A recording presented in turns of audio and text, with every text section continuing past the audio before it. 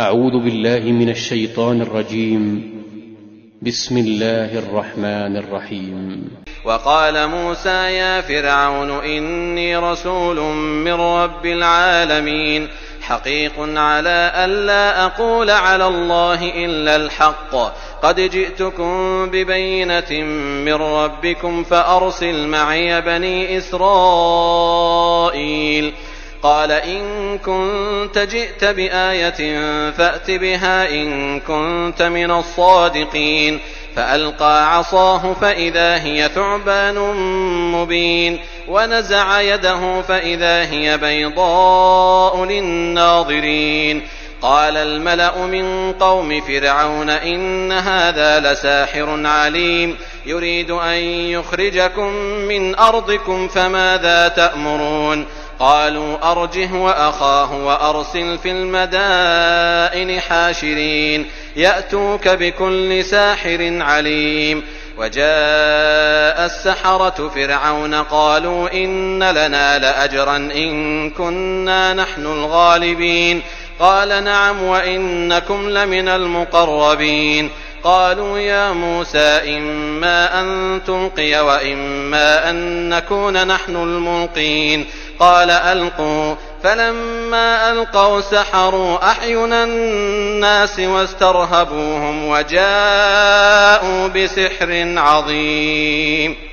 السلام علیکم ورحمۃ اللہ وبرکاتہ. محترم سامعین، آج کے اس درس میں سورہ اعراف آیت نمبر 104 سے 116 تک ترجمہ اور اس کی تفسیر پیش کی جائے گی. اور موسیٰ علیہ السلام نے کہا، اے فرعون، بے شک میں سب جہانوں کے رب کی طرف سے رسول ہوں. مجھ پر واجب ہے کہ میں اللہ کی طرف سے حق کے سوا کچھ نہ کہوں. تمہارے رب کی طرف سے واضح دلیل لایا ہوں، لہٰذا تو بنی اسرائیل کو میرے ساتھ بھیج دے. فرعون نے کہا، اگر تو کوئی نشانی لے کر آیا ہے تو وہ پیش کر اگر تو سچوں میں سے ہے. تب موسیٰ علیہ السلام نے اپنا عصا زمین پر ڈالا تو اسی وقت اژدھا بن کر ظاہر ہوا. موسیٰ علیہ السلام نے بغل سے اپنا ہاتھ باہر نکالا تو دیکھنے والوں کے لیے چمکتا ہوا سفید تھا. فرعون کی قوم کے سرداروں نے کہا، بے شک یہ تو ماہر جادوگر ہے، یہ چاہتا ہے کہ تمہیں تمہاری سرزمین سے نکال دے، بس تم کیا مشورہ دیتے ہو؟ انہوں نے کہا، اسے اس کے بھائی ہارون کو مہلت دے اور شہروں میں نمائندے بھیج دے تاکہ وہ ہر ماہر جادوگر کو تیرے پاس لے آئیں. اور وہ جادوگر فرعون کے پاس آئے تو انہوں نے کہا، یقیناً ہمارے لیے انعام ہوگا اگر ہم غالب آ گئے. فرعون نے کہا، ہاں، اور بے شک تم میرے مقرب لوگوں میں سے ہوں گے. جادوگروں نے کہا، اے موسیٰ، یا تو ڈال یا پہلے ہم ہی اپنا جادو ڈالیں. موسیٰ علیہ السلام نے کہا، پہلے تم ڈالو. پھر جب انہوں نے اپنی لاٹھیاں اور رسیاں ڈالی تو لوگوں کی آنکھوں پر جادو کر دیا اور انہیں لاٹھیوں اور رسیوں کے سانپوں سے ڈرایا اور بہت بڑا جادو لائے تھے. اس ترجمے کے بعد مختصر تشریح تفسیر سماعت فرمائیں. اللہ تعالیٰ نے حضرت موسیٰ علیہ السلام کے فرعون سے مناظرے کی خبر دیتے ہوئے فرمایا، موسیٰ علیہ السلام نے اسے کس طرح دلیل کے ساتھ لاجواب کر دیا اور فرعون اس کی قوم نے قبط مصر کے سامنے کس طرح روشن نشانیوں کو ظاہر کر دیا. چنانچہ ارشاد باری تعالیٰ ہے، وقال موسیٰ یا فرعون انی رسول من رب العالمین. اور موسیٰ علیہ السلام نے کہا، اے فرعون، بے شک میں رب العالمین کا پیغمبر ہوں، یعنی مجھے اس ذات گرامی نے رسول بنا کر بھیجا ہے جو ہر چیز کا خالق، مالک، پروردگار ہے. حقیق علی اللہ اقول علی اللہ الا الحق، یعنی مجھ پر یہ واجب اور حق ہے کہ میں اللہ کے بارے میں صرف وہی خبر دوں جو حق اور سچ ہو، کیونکہ میں اس کی جلالت اور عظمت شان سے خوب آگاہ ہوں. قد جئتکم ببینۃ من ربکم، تحقیق میں تمہارے پاس تمہارے پروردگار کی طرف سے نشانی لے کر آیا ہوں. اللہ تعالیٰ نے مجھے ایک حجت قاطعہ عطا فرمائی ہے جو اس بات کی دلیل ہے کہ میں تمہارے پاس جو دین لے کر آیا ہوں وہ ایک سچا دین ہے. فارسل معی بنی اسرائیل، تو لہذا تو بنی اسرائیل کو میرے ساتھ جانے کی رخصت دے دو، یعنی انہیں اپنی قید و تسلط سے رہا کر دو، چھوڑ دو، تاکہ وہ اس ذات گرامی کی عبادت کرے جو تمہارا اور ان کا رب ہے، کیونکہ ایک معزز بنی اسرائیل یعنی حضرت یعقوب بن اسحاق بن ابراہیم خلیل الرحمن کی اولاد ہیں۔ قال ان كنت جئت بآیات فاتی بها ان كنت من الصادقین، تو فرعون نے کہا اگر تم نشانی لے کر آئے ہو تو اگر سچے ہو تو لاؤ، دکھاؤ۔ یعنی فرعون نے موسیٰ علیہ السلام سے تم جو کہہ رہے ہو میں اسے سچ نہیں سمجھتا، اور تم نے جو مطالبہ کیا ہے میں اسے مان نہیں سکتا، لہٰذا اگر تم اپنے دعوے میں سچے ہو، تمہارے پاس کوئی نشانی ہے تو اسے پیش کرو تاکہ ہم اسے دیکھ لیں۔ حضرت ابن عباس سے اس آیت فَأَلْقَى عَصَاهُ تب موسیٰ نے اپنی لاٹھی زمین پر ڈالی کی تفسیر میں مروی ہے کہ جب موسیٰ علیہ السلام نے اپنی لاٹھی زمین پر ڈالی تو ایک ایسے زبردست سانپ کی شکل میں، اژدھے کی شکل میں بدل گئی جو اپنا منہ کھولے ہوئے فوراً فرعون کی طرف لپک رہا تھا۔ فرعون نے جب یہ دیکھا سانپ اس کی طرف آ رہا ہے تو اپنے تخت سے نیچے اتر آیا اور موسیٰ علیہ السلام سے یہ فریاد کرنے لگا اسے مجھ سے روکو، تو موسیٰ علیہ السلام نے اسے روک دیا۔ اسی طرح فَإِذَا هِيَ ثُعْبَانٌ مُبِينٌ تو وہ اسی وقت سری اژدھا ہو گیا تھا کہ تفسیر میں صدی رحمۃ اللہ علیہ کہتے ہیں کہ ثعبان نر سانپ تھا جو اپنا منہ کھولے ہوئے تھا، نیچے کا جبڑا زمین پر اور اوپر کا جبڑا محل کی دیوار پر رکھے ہوئے۔ پھر وہ فرعون کی طرف بڑھنے لگا تاکہ اسے پکڑ لے۔ فرعون نے اسے دیکھا تو بہت ڈر گیا، اپنے تخت سے اس نے چھلانگ لگا دی، مارے خوف کی اس کی ہوا خارج ہونے لگی، اور اس سے پہلے اس کی ہوا خارج نہیں ہوتی تھی۔ یہ منظر دیکھ کر وہ چیخ اٹھا اے موسیٰ علیہ السلام اسے پکڑ لو، میں تمہارے ساتھ ایمان لاتا ہوں اور بنی اسرائیل کو بھی بھیج دیتا ہوں۔ موسیٰ علیہ السلام نے جسے پکڑ لیا تو سانپ دوبارہ لاٹھی بن گیا۔ وَنَضَعَ يَدَهُ فَإِذَا هِيَ بَيْضَاءُ لِلنَّاظِرِينَ اور اپنا ہاتھ باہر نکالا تو اسی دم دیکھنے والوں کے لیے سفید تھا، یعنی اپنی خمیس میں داخل کرنے کے بعد جب موسیٰ علیہ السلام اپنے ہاتھ کو باہر نکالا تو وہ سفید چمک رہا تھا، حالانکہ اس پر برس یا کسی مرض وغیرہ کا کوئی اثر نہ تھا، جیسا کہ اللہ تعالیٰ سورہ نمل میں ارشاد فرماتا ہے وَأَدْخِلْ يَدَكَ فِي جَيْبِكَ تَخْرُجْ بَيْضَاءَ مِنْ غَيْرِ سُوءٍ سورہ نمل۔ اپنا ہاتھ اپنے گریبان میں ڈالو بے عیب سفید نکلے گا۔ ابن عباس سے مروی ہے کہ من غیر سوئن سورہ نمل کی تفسیر میں ہاتھ سفید تو ہوگا لیکن اس پر کسی برس وغیرہ کا اثر نہیں ہوگا۔ موسیٰ علیہ السلام جب اسے دوبارہ اپنے آستین میں داخل کیا تو اس کا رنگ پہلے جیسے ہو گیا۔ محترم سامعین، اگلی آیات کی تفسیر میں اللہ تعالیٰ اس بات کی طرف اشارہ کر رہے ہیں کہ فرعونیوں کا موسیٰ علیہ السلام کو جادوگر قرار دینا۔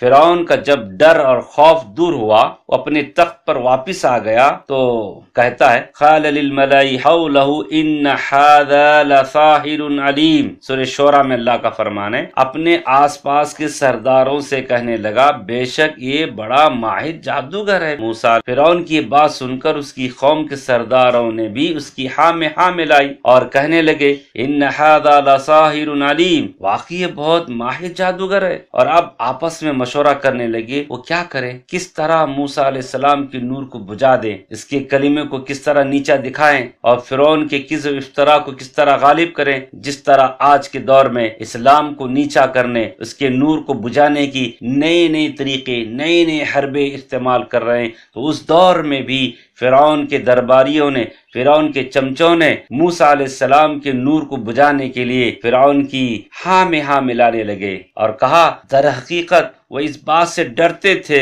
کہ جس کو وہ جادو سمجھتے ہیں اس کی وجہ سے کہیں لوگ موسیٰ علیہ السلام کی طرف مائل ہی نہ ہو جائیں، اور ان کا خیال یہ تھا کہ اگر لوگ موسیٰ علیہ السلام کی طرف مائل ہو گئے تو اس طرح موسیٰ علیہ السلام غالب آ جائیں گے اور وہ واقعی بنی اسرائیل کو ان کے علاقے سے باہر نکال لے جانے میں کامیاب ہو جائیں گے۔ لیکن جس سے یہ ڈرتے تھے وہ ہو کر رہا، جیسا کہ اللہ تعالیٰ نے سورہ قصص میں فرمایا وَنُرِيَ فِرْعَوْنَ وَحَامَانَ وَجُنُودَهُمَا مِنْهُمْ مَا كَانُوا يَحْذَرُونَ اور فرعون اور حامان اور ان کے لشکر کو وہ چیز دکھا دے جس سے وہ ڈرتے تھے۔ جب انہوں نے حضرت موسیٰ علیہ السلام کے بارے میں آپس میں مشورہ کیا تو وہ اس بات پر متفق ہو گئے جس کا اللہ تعالیٰ نے ان آیات میں ذکر فرمایا ہے۔ محترم سامعین، وَأَرْسِلْ فِي الْمَدَائِنِ حَاشِرِينَ، شہروں میں نقیب روانہ کر دیجیے، یعنی نمائندے جادوگروں کو تلاش کر کے لائیں جو تمام علاقوں سے جادوگروں کو جمع کر کے لے آئیں۔ اس زمانے میں جادو کا بے حد چرچا و غلبہ تھا۔ اس بات پر یہ بات کہوں بے جا نہ ہوگا، آج بھی جادو کا چرچا چل رہا ہے۔ پڑوسی پڑوسی پر، شوہر بیوی پہ، بیوی شوہر پہ، رشتہ دار ایک رشتہ دار پر، ایک دکاندار دوسرے دکاندار پر جادو کرا رہے ہیں، کر رہے ہیں۔ افسوس صد افسوس، مسلمان خواتین غیروں کے پاس جا کر بھی جادو کرا رہے ہیں۔ تو لہذا جادو زمانے سے چلتے آیا ہے، مگر مومن، اللہ کے نبی نے جادو سے بچنے کے طریقے بتائے، اس پر عمل کیا جائے تو انشاءاللہ آج بھی جس طرح موسیٰ علیہ السلام فرعون کے دربار میں کامیابی سے ہمکنار ہوئے، آج بھی مومن کامیاب ہو سکتے ہیں۔ محترم سامعین، ان میں سے کچھ لوگ اس وہم و گمان میں مبتلا تھے کہ موسیٰ علیہ السلام بھی جادوگروں کی طرح شعبدہ بازی سے کام لیتے ہیں، یعنی یہ بھی جادوگر ہیں، کیونکہ ان کے پاس جادوگر تھے، اس لیے انہوں نے ملک بھر سے جادوگروں کو جمع کیا تاکہ وہ بھی موسیٰ علیہ السلام کے جواب میں اس طرح کی چیزیں پیش کرے جس طرح کی انہوں نے پیش کیے، جیسا کہ اللہ تعالیٰ نے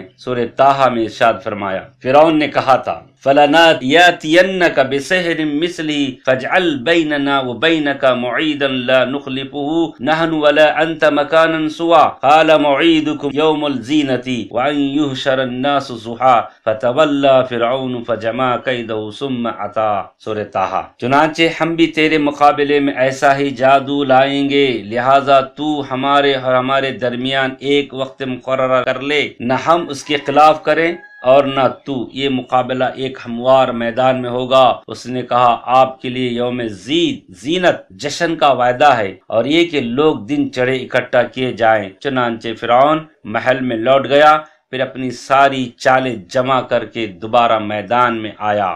جادوگروں کا جمع ہو کر موسیٰ علیہ السلام سے مقابلہ کرنا۔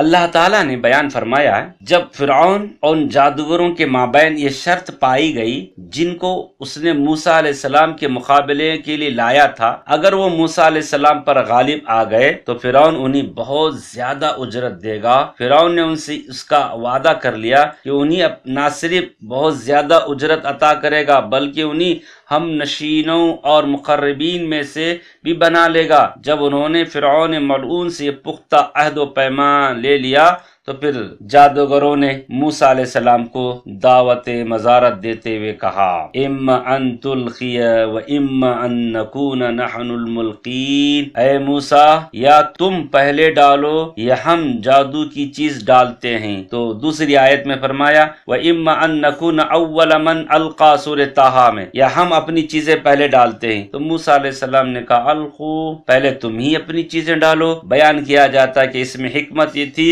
کہ لوگ جادوگروں کے کرتب کو دیکھ لیں، اس پر خوب غور کر لیں۔ جب جادوگر اپنا سارا کرتب کرشمہ دکھا لیں تو پھر موسیٰ علیہ السلام سے مطالبے کے جواب میں اور حق کے انتظار میں جب ان کے پاس واضح جلی حق آئے گا تو نفوس انسانی کے لیے زیادہ مؤثر ثابت ہوگا، اور ہوا بھی ایسا ہی تھا۔ اللہ تعالیٰ نے فرمایا فَلَمَّا أَلْقَوْا سَحَرُوا أَعْيُنَ النَّاسِ وَاسْتَرْهَبُوهُمْ، تو جب انہوں نے جادو کی چیزیں ڈالی تو لوگوں کی آنکھوں پر جادو کر دیا، نظر بندی کر دی، لاٹھی اور رسیوں کے سانپ بنا کر انہیں ڈرا دیا۔ جیسا کہ اسکولوں میں جادوگر اور آنکھ مچھلی کے کھیل دکھاتے ہیں، اس طرح موسیٰ علیہ السلام کو جادوگروں نے رسیاں ڈال کر ان کو ڈرانے لگے۔ تو انہوں نے نظروں میں یہ خیال ڈال دیا کہ انہوں نے جو کرتب دکھایا حقیقت میں بھی اسی طرح ہے، حالانکہ یہ خیال نظر کے دھوکے کی محض کرشمہ سازی تھی۔ ارے جادوگر کرتب دکھانے والے بازار میں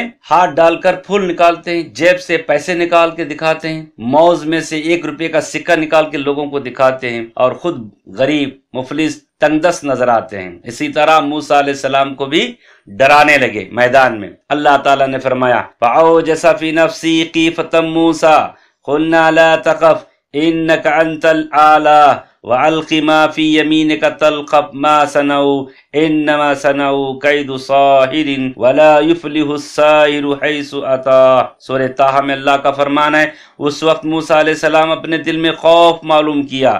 ظاہر بات ہے بڑے بڑے ہستے صاحب دیکھنے کے بعد انسان کے دل میں خوف محسوس کیا تو اللہ تعالیٰ نے فوراً کہا خوف نہ کرو، بلا شبہ تم ہی غالب ہو، اور جو چیز لاٹھی تمہارے دائیں ہاتھ میں ہے اسے ڈال دو، جو کچھ انہوں نے بنایا ہے اس کو نگل جائے گی۔